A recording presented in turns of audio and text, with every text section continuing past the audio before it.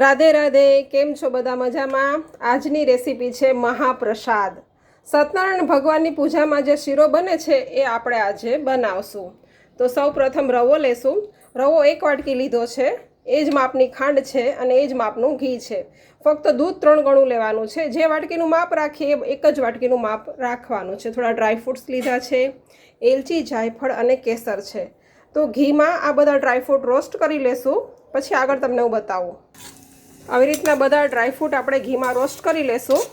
પહેલાં કાજુ બદામ રોસ્ટ કરીને કાઢી લેશું, પછી છેલ્લે એમાં આપણે કિસમિસ એડ કરીશું. આ બધા ડ્રાયફ્રૂટ રોસ્ટ કરી લીધા છે. હવે એ જ ઘીમાં રવો શેકીશું.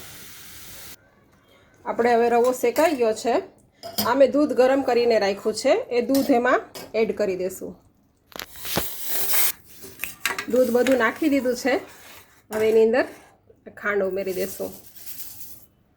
થોડું હલાવશું અને બરાબર થોડું પ્રોપર દૂધ અંદરથી એકદમ રીતે આમ થોડું દૂધ બળી જાય પછી એમાં બધા જે ડ્રાયફ્રૂટ રોસ્ટ કરીને રાખ્યા હતા ઘીમાં થોડા અધકચરા ક્રશ કરી લીધા છે મેં, અને એમાં નીચે એલચી અને જાયફળનો પાવડર છે જોડે, એ પણ અંદર એડ કરી દઈશું આપણે અને થોડી વાર સાતળશું આવી રીતે. તો જો રેડી છે આપણો આ મહાપ્રસાદ રવાનો શીરો. કેવો લાગ્યો જરૂરથી કમેન્ટ કરજો. રાધે રાધે.